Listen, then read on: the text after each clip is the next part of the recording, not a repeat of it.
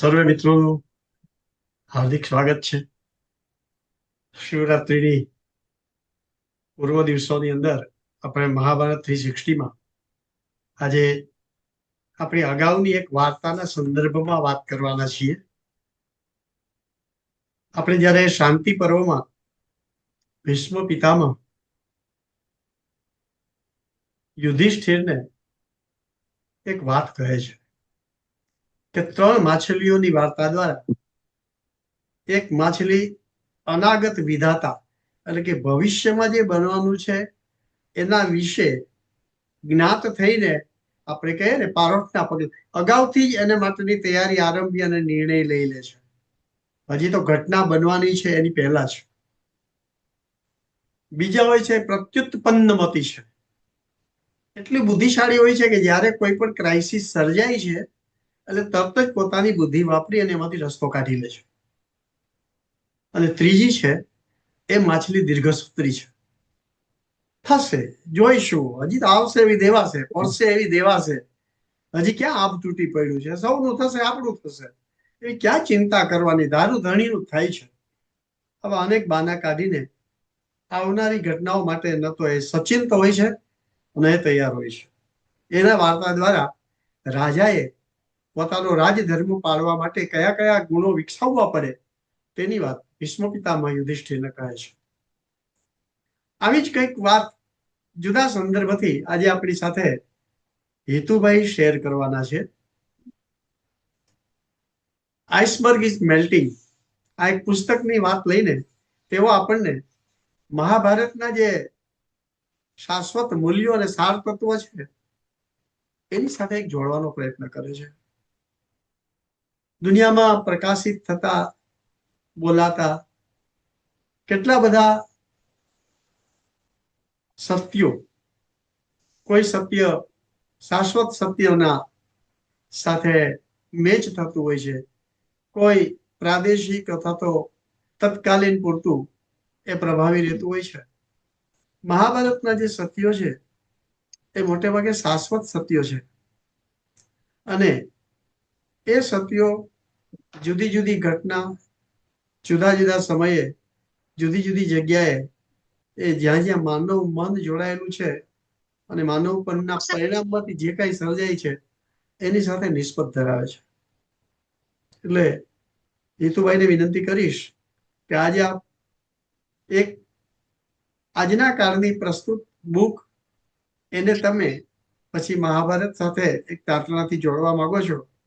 આ પ્રકલ્પ ખૂબ જ પ્રશંસનીય છે. વધુ વાત ન કરતા હું હિતેન્દ્રભાઈને જ વિનંતી કરીશ કે આપ આપનું વક્તવ્ય મારી સામે રજૂ કરો. Hitubhai, Thank you, Viren. I would start sharing my screen. Please. વિરેન્દ્રભાઈએ મહાભારતમાં એક જુદી જ સિરીઝ ચાલુ કરી કે કથા કથન અને મંથન. એ જ સિરીઝમાં આજે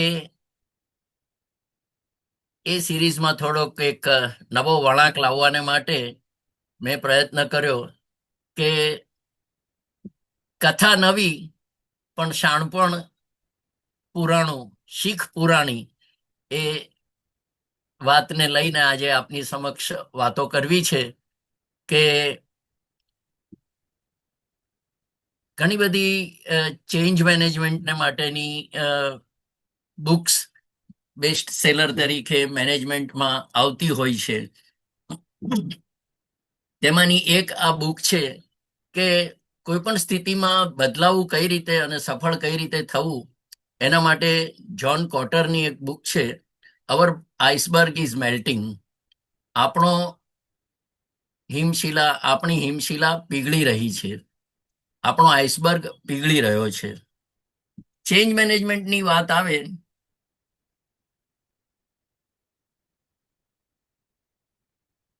એટલે આપણને સૌથી પહેલી યાદ આવે એલ્વિન ટોફલરની એ પુસ્તક, એ ચોપડી ફ્યુચર શોક, કે જેમાં એલ્વિન ટોફલર કહે છે કે 21મી સદીનો અશિક્ષિત માણસ એ નથી કે જેને લખતા વાંચતા નથી આવડતું, પણ 21મી સદીનો ઇલિટરેટ એ છે કે જે લર્ન, અનલર્ન અને રીલર્ન કરી શકતો નથી. દુનિયામાં ઘણું બધું બદલાઈ રહ્યું છે, કોમ્યુનિકેશનના ક્ષેત્રે, સેટેલાઇટ્સના ક્ષેત્રે, આર્ટિફિશિયલ ઇન્ટેલિજન્સના ક્ષેત્રે, અને એ બદલાતી પરિસ્થિતિઓમાં જે બદલી શકતો નથી પોતાની જાતને, તે એની શું હાલત અને શું વલે થાય છે તે આપણને ઘણીવાર ખબર છે, પોતાના જીવનમાંથી, અન્યોના જીવનમાંથી, અને કેટલીક વાતો જોઈ સાંભળી અને આપણે જે અનુભવ્યું હોય છે એના ઉપરથી. પિયરી વેક કરીને એક માણસે બહુ સરસ કહ્યું છે કે change is the gentle art of reperceiving. તમારું જે પરસેપ્શન છે, તમારી જે માન્યતાઓ છે, તમારા જે પ્રેફરન્સીસ, પ્રેજુડિસીસ છે, એને થોડાક જો બદલી શકો તો ચેન્જને તમે બહુ જ સહજ રીતે આવકારી, સ્વીકારી, પડકારી શકો. અને એ પોતાના પરસેપ્શન્સને ન બદલવામાં શું હાલત થઈ, પોતાની મેઇડન વોયેજ ઉપર નીકળેલી ટાઇટેનિક 14મી એપ્રિલ 1912 રાતના 11:40 અગાઉ 7 વોર્નિંગ મળી ચૂકી કે તમે આઈસવાળા એરિયામાંથી, એટલાન્ટિકમાંથી પસાર થઈ રહ્યા છો, આટલી બધી સ્પીડ પર ન જવું જોઈએ. પણ અમે તો મજબૂત માની ટાઇટેનિક લઈને નીકળ્યા છીએ, અમારી આટલી મોટી શિપને શું થવાનું? આ જે પરસેપ્શન અને જે થયું તે આપણને ખબર છે કે એ ઇતિહાસ, એ વાર્તા આપણા ધ્યાનમાં છે. એટલે આપણે પવનની દિશા જો ન બદલી શકતા હોઈએ, અને અચૂક ન જ બદલી શકીએ, કારણ કે નિસર્ગના તત્વોને કાબુમાં કરવા અને પલટાવવા એ બહુ અઘરી વાત હોય છે, પણ તમારી હોડીનો જે સઢ છે એ તો તમે જરૂર બદલી શકો. અને એ સઢને બદલી અને વહેતા પવનને પોતાના ઉપયોગમાં, પોતાના લાભમાં કેમ ફેરવવો, એ જે જાણે છે, he is the masters of the change. એ થઈ શકે છે. ચેન્જને જુદી જુદી રીતે લોકો જોઈ શકતા હોય છે. કોઈ કે અરે આ તો મોટો પ્રશ્ન છે, આટલો પહાડ જેવો પ્રશ્ન છે, એ નબળા મનની નિશાની છે. કેટલાક કહેશે કે અરે આ તો પડકાર છે, આ ચેલેન્જ છે, અને એ બેલેન્સ માઇન્ડની નિશાની છે. અને કેટલાક કહેશે કે યસ, જીવનમાં સિચ્યુએશન્સ તો આવતા હોય, એવું આ પણ એક સિચ્યુએશન છે અને આપણે એને ફેસ કરી લઈશું. તો એ મજબૂત મનની નિશાની છે. ભયભીત લોકો માટે ચેન્જ એ ધમકી છે, કારણ કે એને એ જ ડર લાગે છે કે વસ્તુઓ વધારે ખરાબ થશે તો. આશાવાદી લોકો માટે તે ઉત્સાહ પ્રેરક અને પ્રોત્સાહક છે, કારણ કે તેને એક આશા છે કે વસ્તુ સારી થઈ છે, વસ્તુ બદલાઈ શકશે. આત્મવિશ્વાસુ અને સેલ્ફ કોન્ફિડન્ટ લોકો માટે તે પ્રેરણાદાયક છે કે આ ચેન્જને હું શીંગડેથી પકડી અને વસ્તુઓને, દુનિયાને, જિંદગીને થોડીક વધુ સારી કરવાને માટે કટિબદ્ધ છું. આ રીતે ચેન્જને જુદા જુદા રીતે લોકો જોઈ શકતા હોય છે. એક વસ્તુ હેરાક્લિટીસે અને બધા જ શાસ્ત્રોએ કહી છે કે જો કોઈ પરમેનન્ટ અને ન બદલાતી વસ્તુ હોય તો તે છે change. Only change is the constant. Change એ જ પરમેનન્ટ અને ઇમિનન્ટ, એટલે કે કાયમી અને નિકટવર્તી છે. ચેન્જ અનએવોઇડેબલ અને ઇનએસ્કેપેબલ છે, એટલે અનિવાર્ય છે, એને ક્યારેય ટાળી શકાતું નથી. એ મૃત્યુ જેટલું જ અટલ છે. ચેન્જ એ યુનિવર્સલ, એટલે કે વિશ્વવ્યાપી, સર્વવ્યાપક હોય છે. ચેન્જ એ પીડાદાયક અને પડકારજનક પણ હોય છે, પણ એટલા જ માટે એને સ્વીકારવાનું, એને આવકારવાનું એક મન થવું જોઈએ. એટલા જ માટે ચેન્જીસ તકલીફદેહ હોય છતાંય મેનેજેબલ હોય છે, નિયંત્રણમાં રાખી શકાય તેવા હોય છે. અને એટલે જ ઘણા બધા મૂવીઝમાં આપણને ચેન્જ મેનેજમેન્ટની વાત જોવા મળે છે, તેની વાત આજે નથી કરવી. પણ જ્યારે ચેન્જ આવે છે ત્યારે ચેન્જની સામે એક રેઝિસ્ટન્સ, એક અટકાવ, એક પડકાર, એક ન બદલાવાની જે વૃત્તિ હોય છે માણસની, સ્ટેટસ કો રાખો, જેમ છે તેમનું તેમ રવા દો ને બાપલા, શું કરવાને હેરાન કરો છો. એટલે આ resistance to the change is general. અને જો કોઈ વ્યક્તિને એમ હોય કે ખરેખર ચેન્જ એ આવકારવા જેવો છે, તો તે છે કેવળ એક જેની નેપી ભીની થયેલી છે તેવો બાળક એ રડીને પણ કહેતો હોય છે કે ભાઈ ચેન્જ કરો, ચેન્જ કરો. એટલે આ રીતે ચેન્જની વાત લીધા પછી આપણે જે આજની સ્ટોરી છે એની વાત કરીએ. જે જ્હોન કોટર છે એણે ચેન્જ ઉપર અનેક પુસ્તકો લખ્યા છે. Leading the change, the heart of change, the sense of urgency, what leaders really do, અને આજની જે બેસ્ટ સેલર બુક છે જેના ખાલી 80 પાનાની અંદર એક નાનકડી કથા વાર્તા તરીકે આ વાત મૂકવામાં આવી છે, અવર આઈસબર્ગ ઇઝ મેલ્ટિંગ. આપણો આઈસબર્ગ પીગળી રહ્યો છે.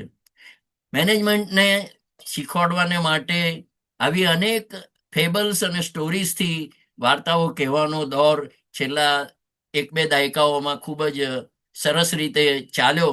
એમાં આપણને ખ્યાલ છે તે પ્રમાણે હુ મૂડ માય ચીઝ એ વાર્તા હતી, અ પેરેબલ ઓફ અ સાધુ, જોનાથન લિવિંગસ્ટન સીગલ, જેનું ખૂબ જ સુંદર સાગરપંખી તરીકે ગુજરાતીમાં ટ્રાન્સલેશન થયેલું છે. તો હવે થોડીક એનિમેટેડ સ્લાઇડ્સની સાથે આ સ્ટોરીને આપણે માણીશું. એણે રજૂ કરેલા જે પગથિયાઓ છે ચેન્જને માટેના તે જોઈશું, અને પછી we will connect the dots with our epic Mahabharat, કે આ જ વસ્તુ હજારો વર્ષ પહેલા વેદવ્યાસે, કૃષ્ણએ, પાંડવોએ કઈ રીતે અનુભવી હતી અને એમાંથી કઈ રીતે માર્ગ કાઢ્યો હતો. જનરલી કોઈ પણ વાતની શરૂઆત એમ જ થાય કે વન્સ અપોન અ ટાઈમ, એક સમયે.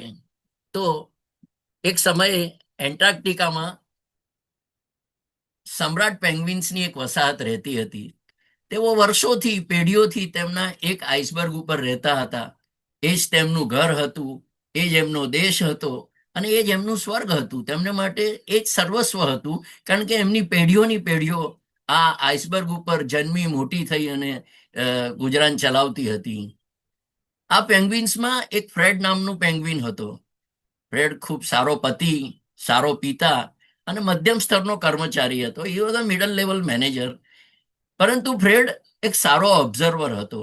એ નિરીક્ષણ ખૂબ સુંદર રીતે કરતો. એના ધ્યાનમાં આવ્યું કે આપણો આઈસબર્ગ પીગળી રહ્યો છે. ફ્રેડ એના સાથી પેંગ્વિન્સને આ બાબતની ચેતવણી આપવા માંગતો હતો. પણ પછી એને યાદ આવ્યું કે લાસ્ટ ટાઈમ જ્યારે કોઈએ, હેરોલ્ડે, આ પીગળતા આઈસબર્ગ વિશે ચેતવણી આપવાનો પ્રયાસ કર્યો તો ત્યારે બિચારાની શું ભલે કરવામાં આવી હતી. હેરોલ્ડને લોકોએ ન્યાતબાર મૂક્યો હતો વસાહતમાંથી, અને હાંકી કાઢવામાં આવેલો, એને તડીપાર કરેલો. એટલે એણે વિચાર કર્યો કે શું કરું, શું કરું.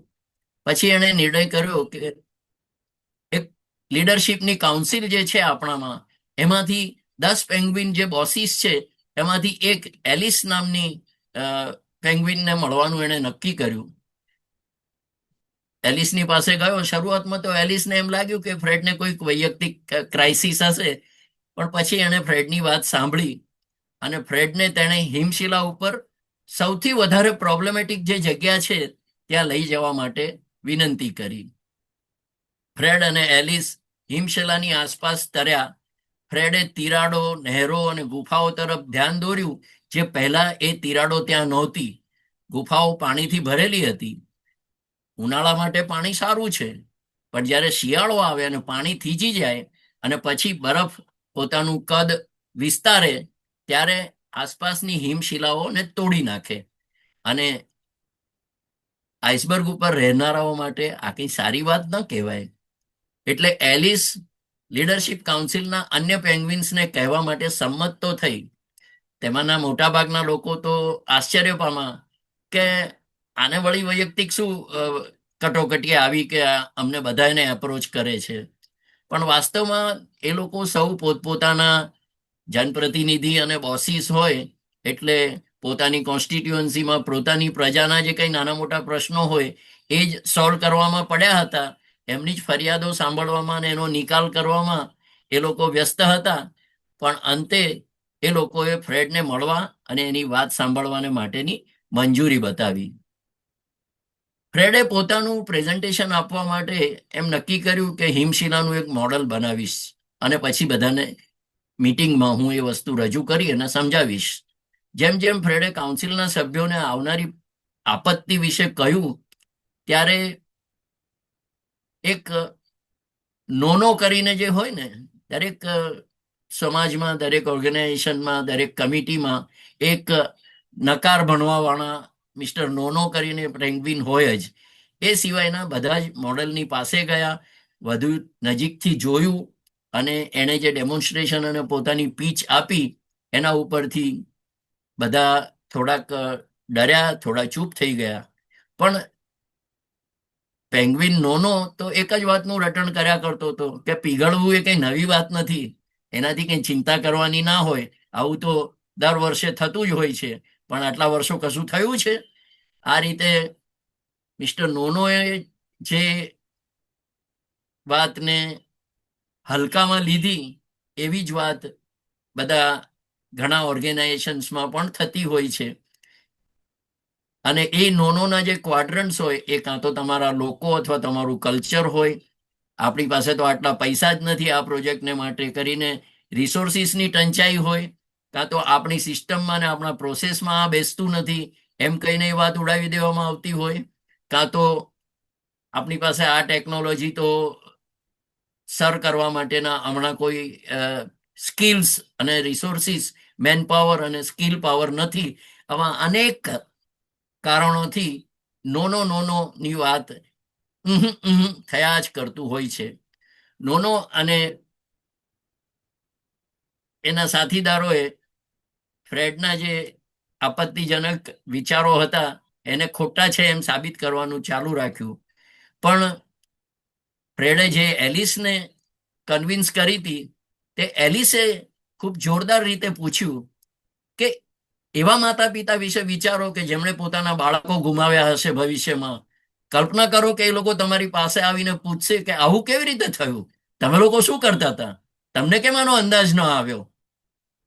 અને આ જ્યારે કહ્યું કે આ તો આપણા નીચે પણ રેલો આવી શકે એમ છે, ત્યારે આખા જૂથનું ધ્યાન ખેંચાયું. કાઉન્સિલના એક સભ્યએ એક સમિતિ બનાવવાનું સૂચન કર્યું. જનરલી કંઈ બી થાય એટલે એક કમિટી નીમી દેવી એટલે વાતને થોડું ટાળી શકાય. બીજા સભ્યએ એને ટેકો આપ્યો અને કહ્યું કે આપણે આ વાતને પણ પ્રાઇવેટ રાખવી પડશે અને સિક્રેટ રાખવી જોઈશે. એલિસ સંમત થઈ કે ઠીક છે, સામાન્ય વાતો માટે આપણે બધાને જાહેરમાં ન કહીએ, ન બધાને કોન્ફિડન્સમાં લઈએ તો ચાલે, પણ આ સમસ્યા કંઈ સામાન્ય નથી. એટલે એલિસ તો સમગ્ર પેંગ્વિન વસાહતની એક જનરલ બોડી મીટિંગ બોલાવવા માંગતી હતી. કાઉન્સિલના સભ્યો આનાથી ગભરાઈ ગયા. ફ્રેડને પાછી ચિંતા કરવા લાગ્યું કે પછી તો પેંગ્વિનને આવનારી આપત્તિઓ માટે સમજાવવા માટે હું બીજું શું કરું. એણે જુદી રીતે વિચાર્યું. એને કાચની એક બોટલ મળી, એમાં પાણી ભરી દીધું. રાતભર એને ત્યાં બહાર ખુલ્લામાં મૂકી રાખી અને સવારે જોયું તો એ બોટલ ફૂટી ગઈ હતી. ઓબ્વિયસ છે, કાઉન્સિલે સમગ્ર પેંગ્વિન વસાહત માટે આ જોઈ અને એક સામાન્ય બેઠક યોજવાનું નક્કી કર્યું. બધાને બરફનું મોડેલ અને તૂટેલી બોટલ જોવા મળી. તેમને ચેતવણીના આ ચિહ્નના અહેવાલો પણ સાંભળવા મળ્યા અને બધા પ્રશ્નો પૂછવા લાગ્યા. બધા જ સંપૂર્ણપણે વ્યથિત થયેલા હતા.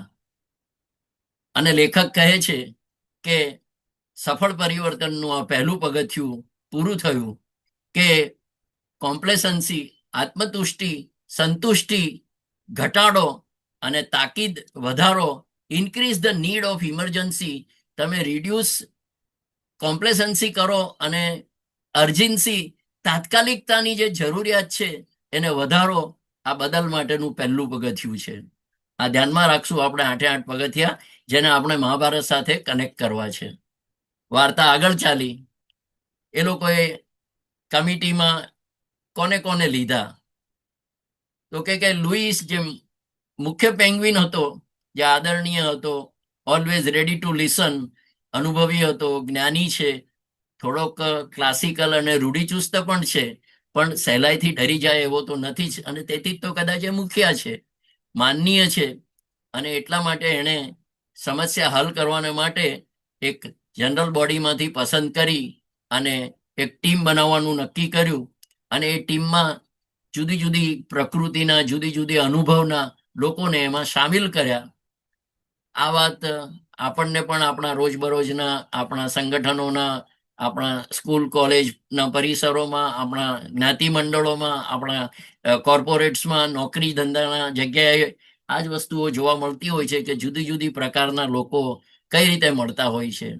તો એક એલિસ હતી, જે કઠિન હતી, વ્યવહારુ અને આક્રમક હતી, મહેનતુ હતી, સ્માર્ટ હતી, સ્થિતિની પરવા ન કરનારી હતી, અને દરેકની સાથે સમાન વર્તન કરનારી, અને એને ડરાવવાનું તો પોસિબલ જ નહોતું. આવી એલિસ કે જેને ફ્રેડે પહેલા જ સાધી હતી.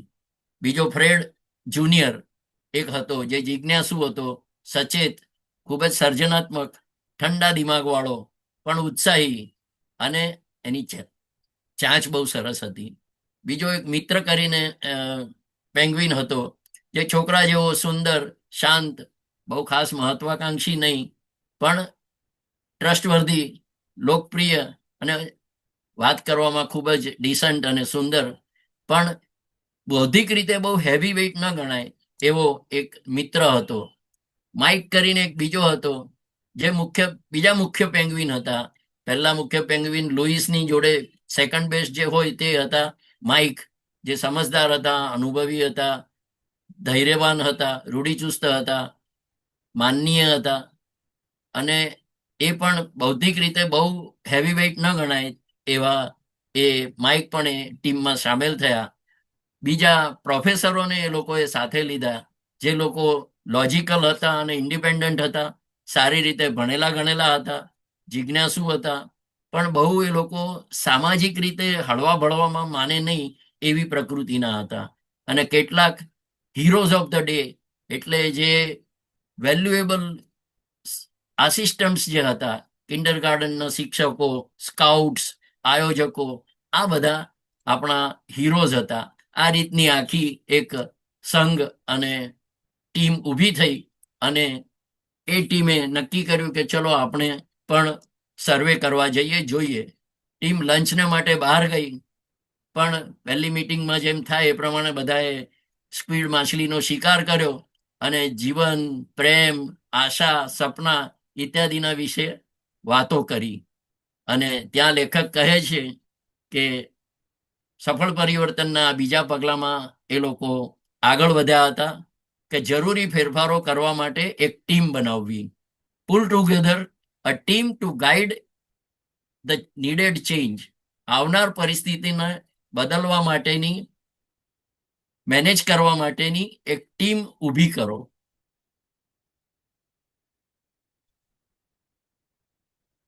ટીમે શક્ય તેટલા ઉકેલો ઉપર વિચાર કર્યો. સૌથી ડર લાગે તેવો, પણ છતાં સૌથી વાસ્તવિક ઉકેલ તો એ જ હતો કે એમને પોતાની વર્તમાન લાઈફસ્ટાઈલ, જીવનશૈલી બદલવી પડશે. તેઓએ ઘણા બધા મોડેલ્સનો અભ્યાસ કર્યો, અને પછી એમને સીગલનું જીવન ગમ્યું, કે જે લોકો વિચરતી જાતિના જીવનના પ્રમાણે જીવતા હતા. એટલે એ લોકો, સીગલ્સ કોઈ દિવસ એક સિઝનમાં એક જગ્યાએ સ્થિર થઈને બીજી સિઝનમાં પાછા બીજી જગ્યાએ ઉડતા હોય. એવી રીતે જે યાયાવર પક્ષીઓ હોય, એવી રીતના આ જે સીગલ્સ હતા, કે જે લોકો રખડું ટોળીની જેમ જ જીવતા હોય, વિચરતી જાતિના જ જીવન પ્રમાણે જીવતા હોય. અને ત્યાં લેખક કહે છે કે create a vision of a new future. આવનારા ભવિષ્યને માટેનું એક નવું વિઝન તૈયાર કરો.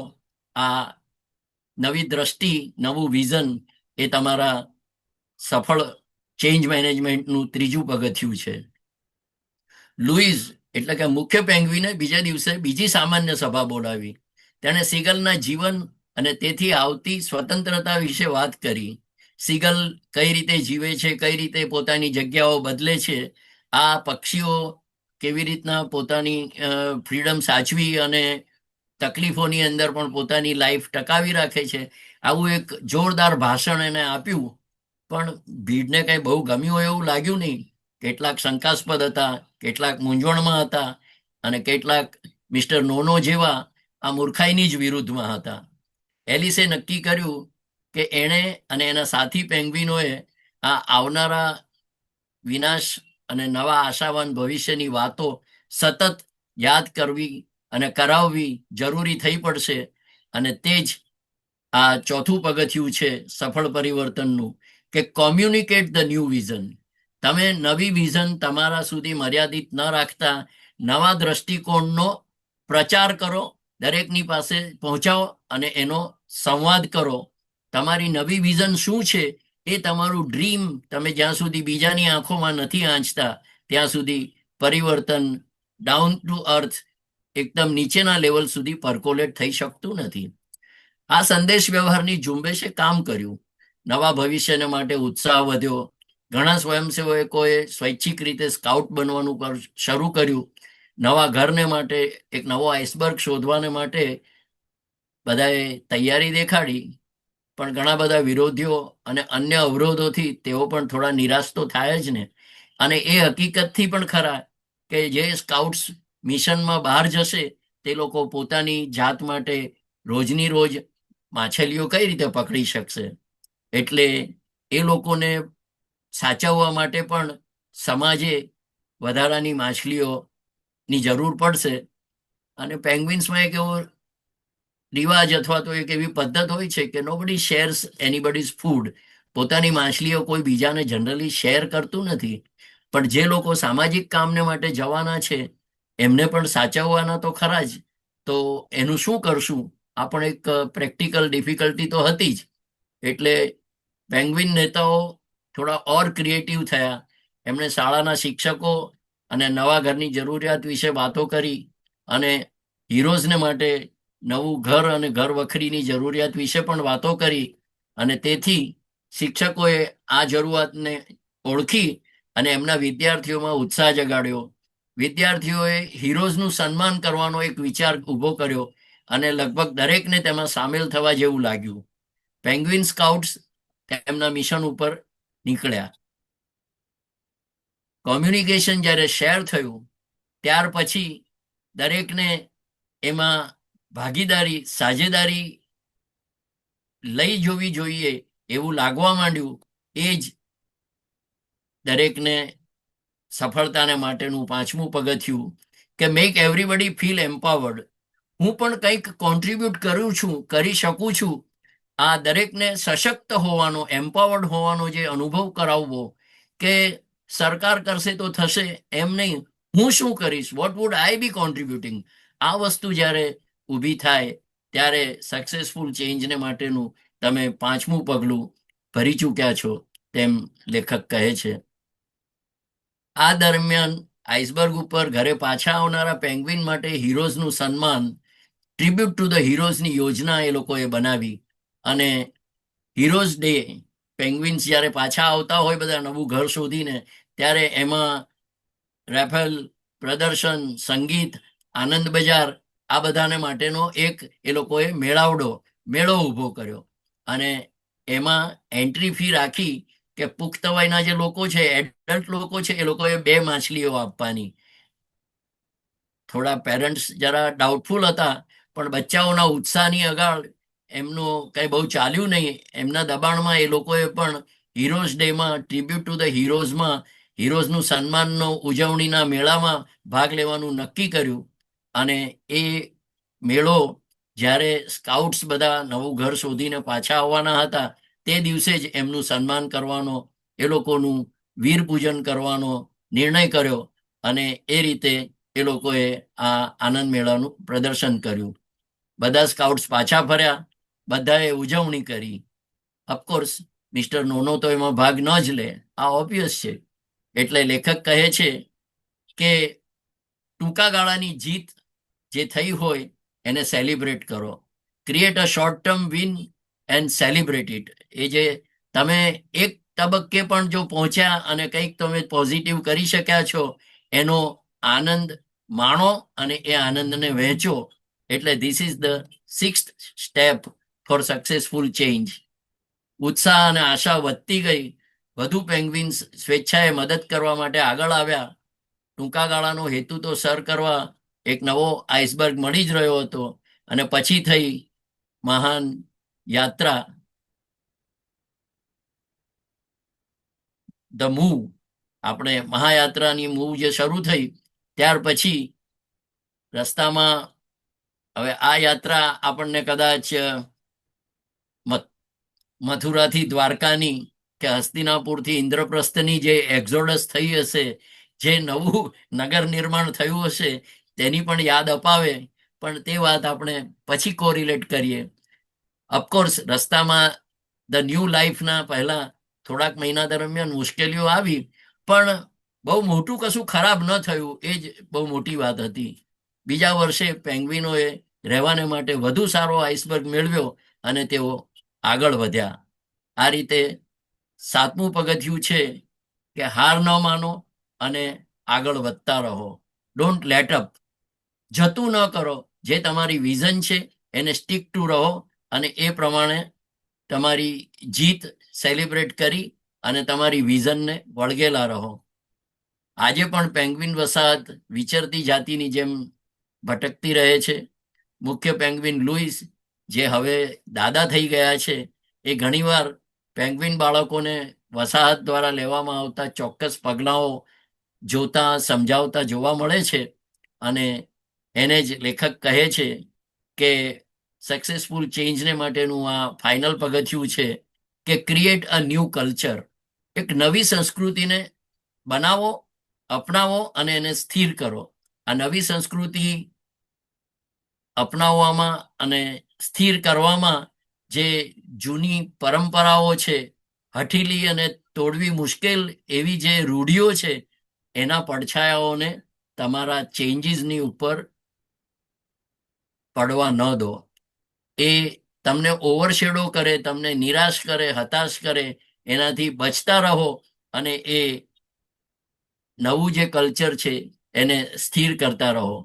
આ રીતે પેંગ્વિન્સની વાત અહીં પૂરી થાય છે.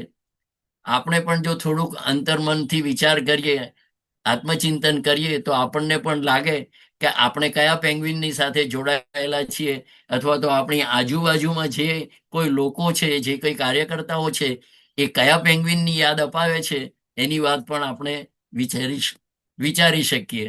એટલે આ ક્વિક રિકેપમાં આપણે જો 8 જે સ્ટેપ્સ જ્હોન કોટરે બતાવ્યા છે કે અર્જન્સી ક્રિએટ કરો, કોએલિશન અથવા તો ટીમ બનાવો, વિઝન નવી ડેવલપ કરો, એ વિઝનને કોમ્યુનિકેટ અને શેર કરો, બધાને એમ્પાવર કરો, નાનકડી જીતને ઉજવણીમાં સેલિબ્રેટ કરો, મનાવો, તમારી જે વિઝન છે એનું મોમેન્ટમ છૂકવા ન દેશો, એને એક્સિલરેટ કરવાનું ચાલુ રાખો અને તમારું જે કલ્ચર છે એમાં તમે સ્થિર થાઓ. આ વાતો થઈ ત્યારે એમ લાગે કે ચેન્જ એ જ સનાતન નિયમ છે. જે બદલાતો નથી તે વિનાશ પામે છે. આ વસ્તુ આપણને કોર્પોરેટના કેટલા બધા પ્રોડક્ટ્સની અંદર પણ જોવા મળે છે. પણ આજે એ વાતમાં હું નથી અંદર જતો. પણ ડબલ્યુ ડેમિંગે બહુ સરસ કહ્યું છે કે શું આપણે ખરેખર પરિવર્તનના માટે વિચારવું જોઈએ ખરું? ત્યારે એનો જવાબ એ પોતે જ આપે છે કે જો ટકી ન રહેવું હોય તો કંઈ વિચારવાની જરૂર નથી. એટલે જો ટકવું હોય તો પરિસ્થિતિને બદલને માટે તૈયાર થવું જ પડે. આ જ વાત હજારો વર્ષ પહેલા મહાભારતની સાથે જો આપણે મેચ કરવાનો ટ્રાય કરીએ તો મહાભારત એ પરિવર્તનની પાઠશાળા જેવી જ મને તો લાગે છે કે it's a case study in the systemic civilisational change, system change અને સિવિલાઇઝેશનલ ચેન્જને જ્યારે હસ્તિનાપુર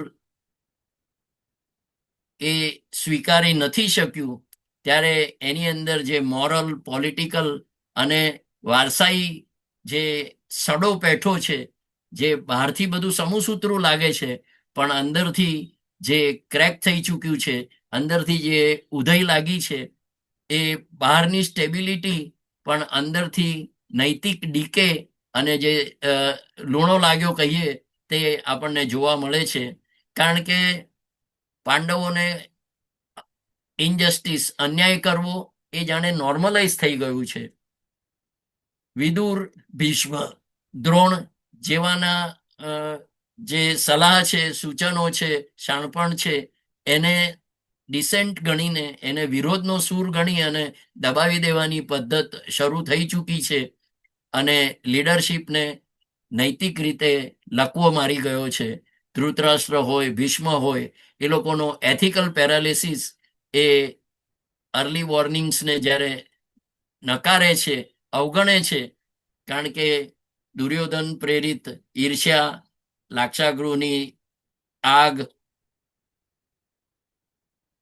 ઇન્દ્રપ્રસ્થ આપવામાં જે ભેદભાવ, દ્રૌપદીનું ચીરહરણ, અનેક વોર્નિંગ્સ મળ્યા છતાંય જે એથિકલ પેરાલિસિસ, વોર્નિંગ્સને ઇગ્નોર કરવાની વૃત્તિ અને એને રિફોર્મ કરવામાં જે મોડું કર્યું, એને કારણે આ દેખાય છે કે અહીંયા આગળ શરૂઆત તો થઈ ગઈ હતી કે ઉપરથી દેખાતી જે શાંતિ છે એની નીચે જે આઈસબર્ગનો એક નિયમ છે કે 10% ઉપર દેખાય પણ નીચે 90% એ પાણીની અંદર છુપાયેલો હોય, અને પછી એની સાથે અથડાવાથી જે ટાઇટેનિક થાય તે હસ્તિનાપુરનું પણ થયેલું દેખાય છે. એના 8 જે પગથિયા છે એની જો વાત કરીએ તો સ્ટેપ 1 ઇઝ કે અર્જન્સી ક્રિએટ કરો. વિદુરે, ભીષ્મએ, બધા ઋષિ મુનિઓએ ધૃતરાષ્ટ્રને અને દુર્યોધનને ખૂબ વોર્નિંગ આપી કે ભાઈ યુદ્ધમાં પડવા જેવું નથી, તમારી તાકાત નથી, તમારે કોની સામે પનારો પડ્યો છે એનું જો ધ્યાન નહીં રાખો તો ખતમ થઈ જશો. કૃષ્ણની વિષ્ટિ પણ અલ્ટિમેટલી દુર્યોધને નિષ્ફળ બનાવી, એ ઉદ્યોગ પર્વની વાત આપણને દેખાય છે.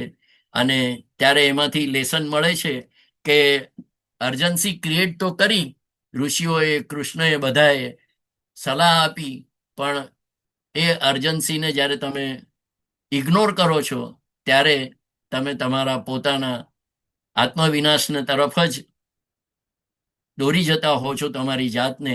આ વસ્તુ મહાભારતમાં દેખાય છે. બીજું સ્ટેપ છે બિલ્ડિંગ એન્ડ ગાઈડિંગ કોએલિશન. એક તમારું મજબૂત એવું મિત્ર દળ ઊભું કરવું. પાંડવોએ કૃષ્ણને માંગ્યા અને દુર્યોધન એક અવક્ષણી યાદવી સેના લઈને રાજી થયો.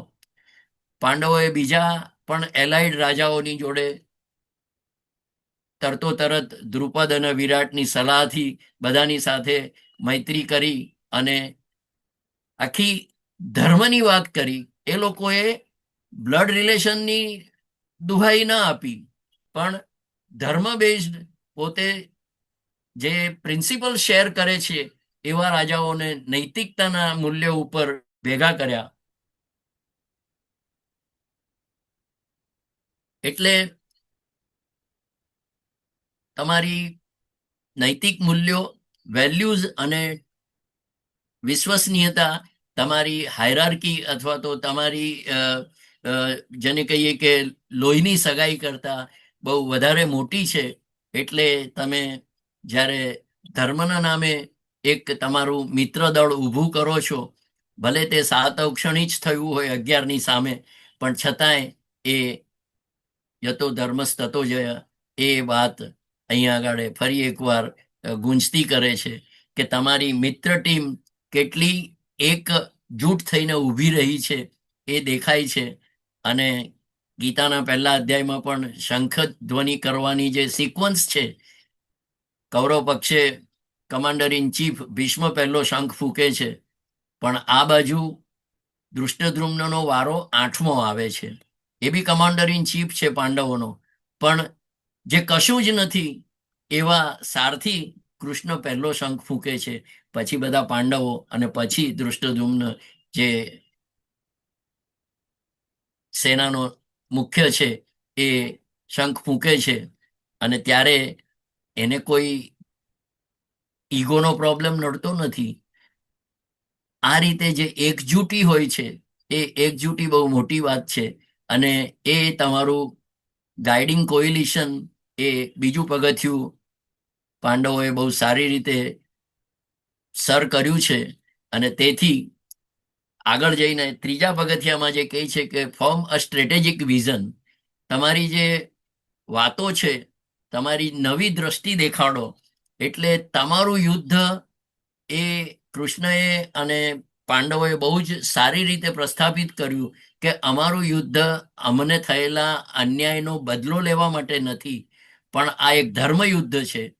આ ધર્મયુદ્ધમાં તમારે સામેલ થવું જ જોઈએ. આ આખી જે મોરલ ક્લેરિટી આપી એ લોકોએ, નૈતિક એની ચોખવટ એટલી બધી સ્પષ્ટ રીતે એમના મિત્ર દળોને એ કરાવી શક્યા કે આપણને દેખાય છે કે શા માટે જોડાવું એ વધુ મહત્વનું છે. શું કરવું એના કરતા શા માટે કરવું, આ જ્યારે માણસને ક્લિયર થઈ જતું હોય છે ને, તો ચેન્જ બહુ જ સ્પષ્ટ અને આગળ સરળતાથી સાધી શકાતો હોય છે. એટલે મોરલ ક્લેરિટી હોય, વિઝનની જોડે શેરિંગ હોય, તમારું કમિટમેન્ટ એનાથી બહુ મોટું થઈ જતું હોય છે. અને એટલે એ પોતાના પાંડવોના પક્ષે મિત્રદળ જે દિલોજાનથી લડ્યું છે, જ્યારે કૌરવોના પક્ષે સ્ટ્રેટેજિક વિઝન શેર થયેલી નથી, એટલે કર્ણ કહેશે કે ભીષ્મ છે ત્યાં સુધી હું નહીં લડું, હું આની સાથે આમ નહીં લડું, હું પેલાની સાથે તેમ નહીં લડું, હું સ્ત્રી હશે તો નહીં લડું, હું એકલા એક જણને મારીશ, બાકીના 4ને છોડી દઈશ, મારી તો વેર આના જોડે જ છે, મારી પર્સનલ પ્રતિજ્ઞા આમ છે. આવી રીતની જ્યારે તમારી વિઝન શેર્ડ નથી હોતી, ત્યારે તમારી ટીમમાં ફાટાફૂટી અને તોડફોડ થવાની સંભાવનાઓ વધી જતી હોય છે. એટલે તમારી વિઝન એને મોરલ સપોર્ટ હોય, ધર્મનો એને પાયો હોય, અને એ શેર થયેલી હોય. આ જે વાત છે, એટલે કોમ્યુનિકેટ યોર વિઝન. તમારી વિઝન જ્યાં સુધી કોમ્યુનિકેટ નથી થતી, ત્યાં સુધી ભગવદ્ ગીતાની જરૂર પડતી જ હોય છે.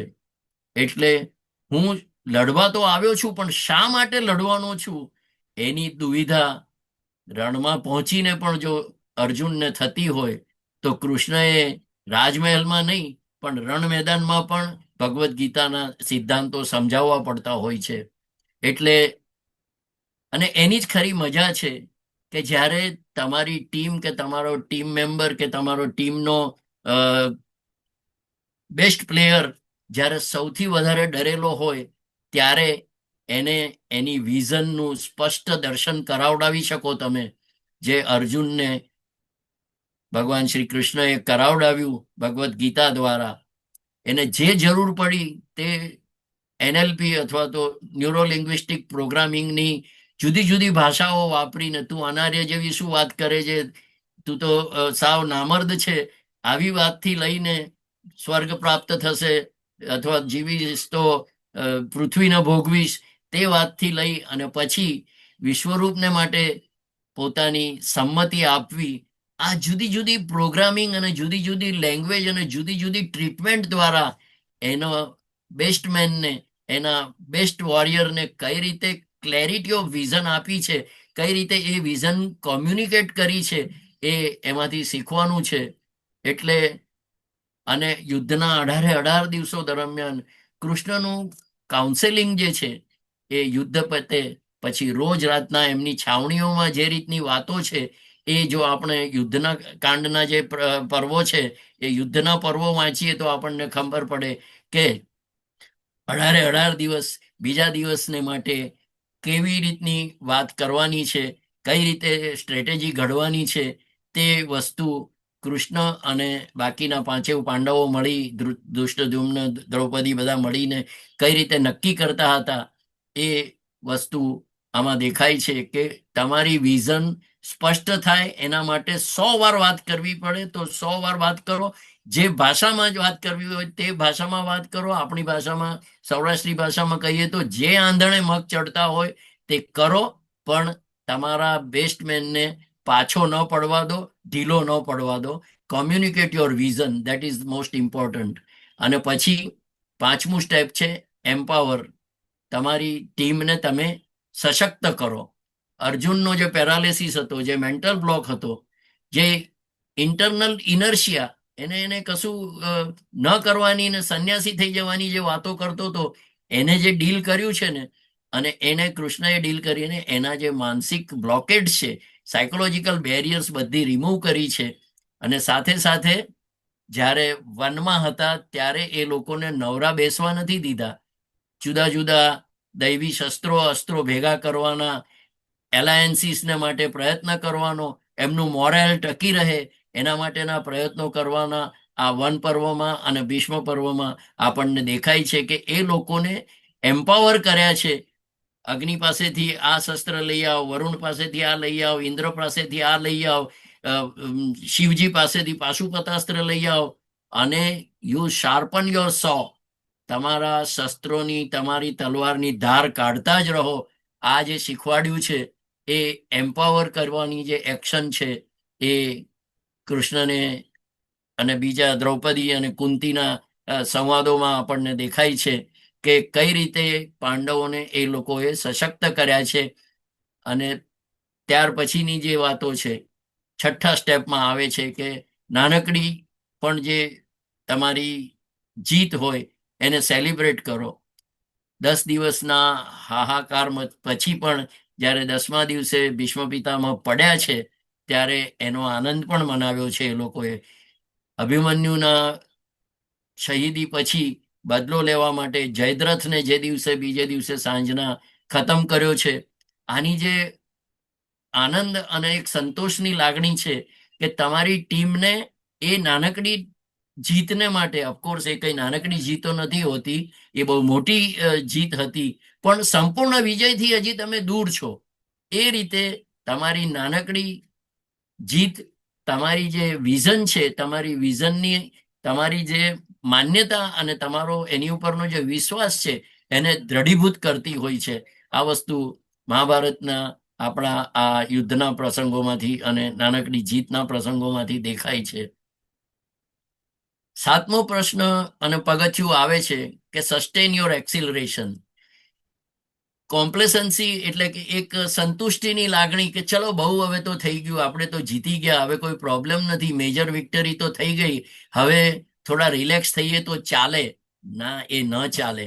અને એટલા માટે તમારી જે જીતની જે ગતિ છે એને અવિરત ચાલુ રાખવી એ પણ એટલી જ જરૂરી હોય છે. એટલા માટે રોજની સ્ટ્રેટેજી ઘડવી કે ચલો આજે આપણે નાઇટ યુદ્ધ કરશું, રાત્રિ યુદ્ધ લડશું, કાલે કયો યુદ્ધનું ફોર્મેશન કરશું, આજે પદ્મવ્યૂહ છે, કાલે ચક્રવ્યૂહ છે, તો એની સામે આ છે, એ જુદા જુદા ગરુડ વ્યૂહ છે. એ બધા વ્યૂહની વાતો હંમેશા એમને એક્સેલરેશન, એમનું સસ્ટેઇન કરવાને માટે જે જરૂરી હતું તે બધું કર્યું છે. એટલે તમે ભૂતકાળની જીતમાં રાચ્યા પચ્યા રહો અને ભવિષ્યની તમારી એક્શનની ગતિ નબળી પડે તે તો માન્ય ન જ કરી શકાય. એ રીતે તમારું મોમેન્ટમ લૂઝ ન થાય.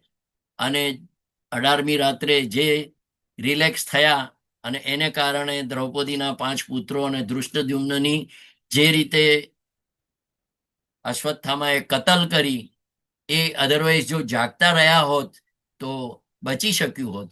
એટલે જરા બી ગાફેલ, એટલે જ કહે છે ને કે સાવધાની હટી દુર્ઘટના ઘટી. આ એવી વાત છે કે તમારી સાવધાની અને તમારી એક્સિલરેશન, તમારી જીતની અને એની ગતિને તમે મંદ ન થવા દો, એ અગત્યની વાત છે. અને 8મી અને અગત્યની વાત એટલે તમે જે ચેન્જ સ્થાપિત કર્યો છે એને આગામી પેઢીઓ સુધી સ્થિર કરો.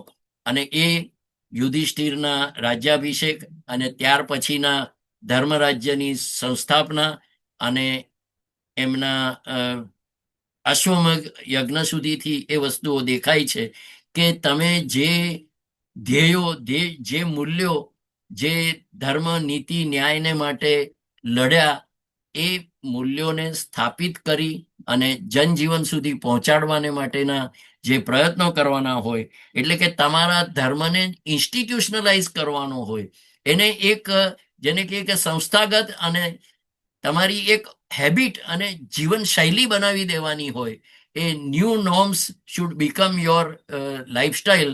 આ જે વસ્તુઓ છે કે ખાલી યુદ્ધ નહીં પણ તમારું કલ્ચર કેવું છે, યુદ્ધ જીત્યા પણ ત્યાર પછી તમારું કલ્ચર કઈ રીતે એસ્ટાબ્લિશ કરો છો, એનાથી તમારો એ પરિવર્તનની સિદ્ધિ કેટલી દીર્ઘજીવી થશે તે એમાંથી આપણને જોવા મળે છે.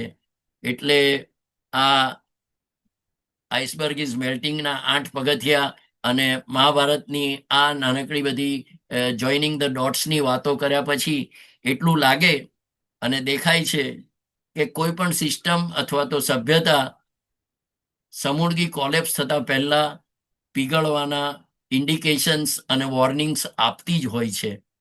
તમારી અર્જન્સી, તમારું વિઝન અને તમારું કલ્ચર જો એક એલાઇનમેન્ટમાં આવે તો જ તમે એ ચેન્જમાં સફળ થશો કે નહીં તેની વાત તમે જોઈ શકતા હો છો. અને એટલા જ માટે ફરી એકવાર કહેવાનું મન થાય કે Mahabharat is a permanent management case study અને it's a timeless change laboratory. આ ચેન્જ લેબોરેટરી પાસેથી આપણે કંઈકનું કંઈક લેતા શીખતા હોઈએ છીએ. આજે મેં વાત કરી તેનું જ આપણે ફરી એકવાર ટૂંકમાં જો સમરી કરવી હોય તો તે વાતો છે.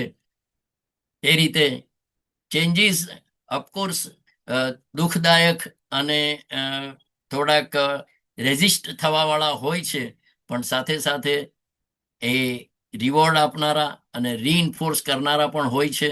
તમારી હેપીનેસ અને સક્સેસને સ્થાપિત કરનારા હોય છે.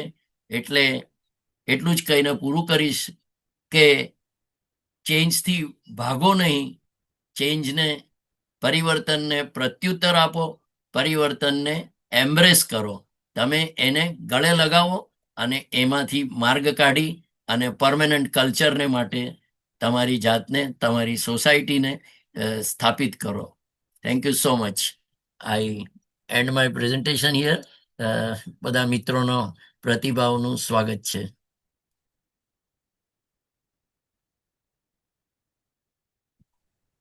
Very good, very good, just very good. વાહ સાહેબ, બહુ મજા આવી સાહેબ. મહાભારતની સીમાઇલ તમે શોધી કાઢીને એટલી સરસ રીતે બધી વસ્તુને પુટઅપ કરી કે તમને 100 સલામ એમ જ કહેવાનું મન થાય. આ રીતે મહાભારતના મૂલ્યોને આજની યુવા મનસમાં ખાસ તો પ્રસ્થાપિત કરવા માટેનું આપણો જે પ્રક્રમ છે એ માટે આજની આ તો બહુ જ અસરકારક રહી અને ઘણી મહેનત તમે આનું તૈયાર કરવા માટે અને પ્રેઝન્ટ કરવા માટે જે પીપીટીઝ બનાવ્યા એમાં લીધી હશે. તમે જે આઈસબર્ગની વાત કરી એમાં જે વખતે પાંડવો વનમાંથી હસ્તિનાપુરમાં આવ્યા અને જે સમસ્યા સર્જાય એનું વિઝન જે દૂરનું જોવાવાળા વિદુર જેવા શ્રેષ્ઠીઓમાં હતું અને એમણે જોયું એટલે કે આઈસબર્ગની અંદર હિમશિલાની અંદર તિરાડો પડવાની શરૂઆત થઈ ગઈ છે એ મહેસૂસ એમણે કર્યું, પણ એ ડેન્જરને ઇગ્નોર કરવામાં આવ્યું. એક્ઝેક્ટલી, બહુ સરસ વાત તમે સમજાવી. એ ડેન્જરને ઇગ્નોર કરવામાં આવ્યું અને પછી એનાથી જે કઈ સમસ્યાઓ સર્જાય, એ જે કઈ કોન્સિક્વન્સીસ એના બળવત્તર બનતા ગયા, એ અંતે યુદ્ધમાં પરિણ્યા. વાસ્તવમાં મહાભારતમાં યુદ્ધ એ ક્રાઇસિસ નહોતી, પણ ક્રાઇસિસ એ હતી કે મૂલ્યોનું અધઃપતન અને અન્યાય સામે એને વિરોધ કરવાને બદલે અને એ અન્યાય આપનારાઓની સામે એક થવાને બદલે એને પોષીને અને જે વિટંબનાઓ ઊભી થઈ છે એની આંખ આડા કાન કરવામાં આવ્યા. યુદ્ધ એમનેમ સર્જાતું નથી હોતું. યુદ્ધના ફળ જ્યારે કોઈ પણ ઝાડ ઉપર આવે છે એ પહેલા કેટલા બધા સમય પહેલા એના બીજ કોઈક ને કોઈક રીતે રોપાતા ગયા હોય છે અને પોષાતા ગયા હોય છે. આ વાત પણ તમે બહુ સરસ રીતે હિતેન્દ્રભાઈ સમજાવી. હવે અન્ય લોકોને વિનંતી કરીશ કે આપ આપના કઈ પ્રતિભાવો આપવા માંગતા હો તો આપો પ્લીઝ.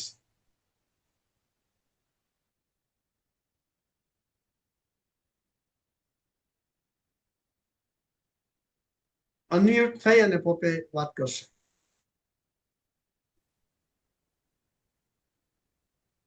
યસ ધીરુભાઈ. યસ, મને તો ઘણા વખતે હિતુભાઈ સાંભળ્યા મને મજા આવી. Thank you Hitubhai. આઈસબર્ગ પીગળી રહ્યું છે એ આખી વાત પેંગ્વિનનું ટીમ વર્ક. મારી પાસે તો બેય છે. મહાભારત પણ મને બહુ ગમે છે. હું વાઇલ્ડ લાઈફનો માણસ છું, એટલે પ્રકૃતિનો માણસ છું, એટલે પેંગ્વિનને તો ખૂબ જોઉં છું. અને રૂબરૂ જોવા માટે હું હમણાં યુરોપ જઈ રહ્યો છું. પણ તમે મહાભારત ને એક પેંગ્વિનની સંગઠિતતાની દાખલા અને દલીલ સાથે વાત કરીને અદ્ભુત હતી. બહુ સરસ. તમે જે આજે એક આખી વાર્તાને અને મહાભારતને સરખાવીને મજા આવી ગઈ.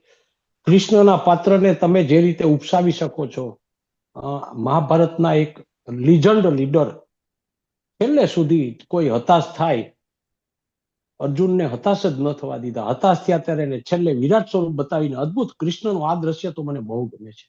અચ્છા, હિતેન્દ્રભાઈ નું તો માય ગોડ, મને સાંભળીને એમ થઈ ગયું કે આ તો રિસર્ચ પેપર જેવું એમણે વક્તવ્ય કર્યું. મહાભારત ની કથા ભલે પુરાણી હોય, પણ એમાં આઈસબર્ગ ઇઝ મેલ્ટિંગ એ આખી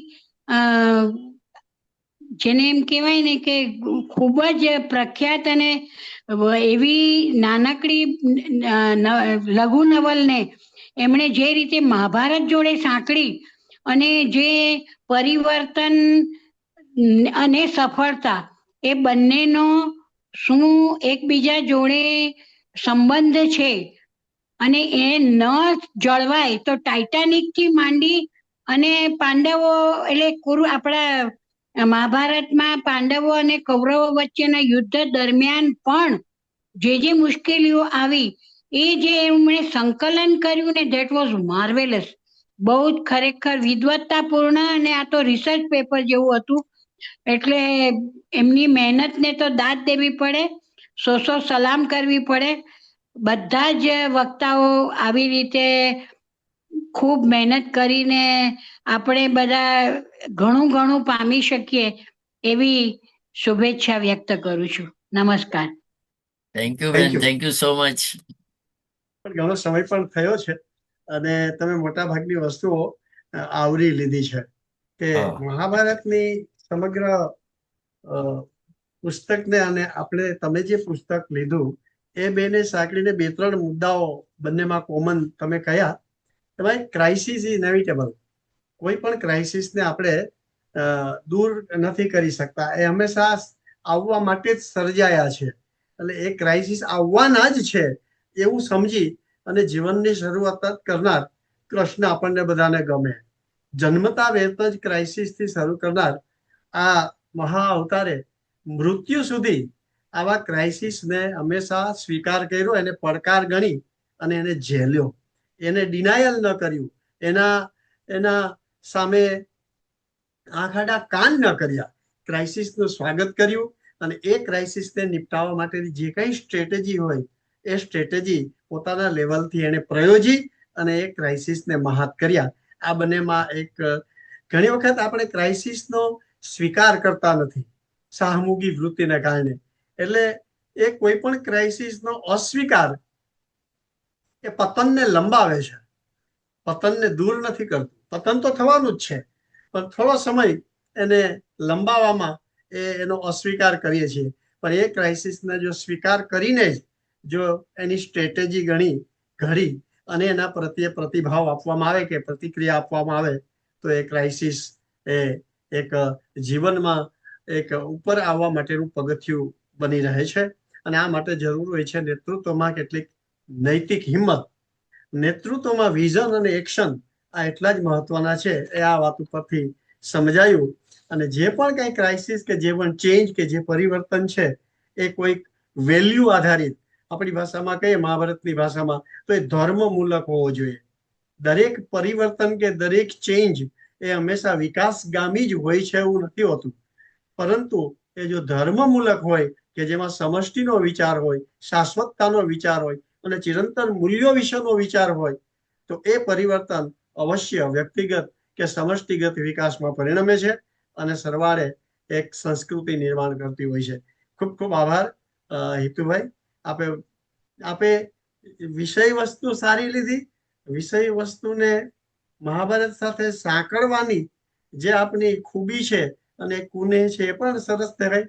અને તમે વાર્તાને બહુ સરસ રીતે પ્રેઝન્ટ કરી. ખૂબ ખૂબ આભાર. આટલું વેલ્યુએબલ, મૂલ્યવાન આવું એક લેક્ચર અમને મળ્યું આપનાથી. આપનો ખૂબ ખૂબ આભાર. આ અંગે બીજા કોઈને કંઈ ના કહેવાનું હોય તો હું પૂરું કરું. યસ. એક વસ્તુ ધ્યાનમાં આવે વિરેન, કે જી વિદુરની જે વાતો નકારવામાં આવી ને અવગણવામાં આવી, જી એની સામે વિકદ્રુએ જે સલાહ આપી અને જે ફીડબેક આપ્યો કે ભાઈ 17 વખત આપણે જરાસંઘને હરાવ્યો છે તો 18મી વખત પણ હરાવી શકશું, પણ એના લીધે જે જનજીવન રોળાઈ ગયું છે જી અને પછી મથુરાથી દ્વારકા જવાનો જે નિર્ણય થયો જી અને કૃષ્ણએ વૈયક્તિક રીતે પોતાની બદનામી સ્વીકારીને પણ, રણછોડરાય બનીને પણ એ વસ્તુને સ્વીકારી. આ બે ફરક આપણને મથુરા દ્વારકા અને હસ્તિનાપુરના લીડરશીપમાં ફરકમાં દેખાય છે.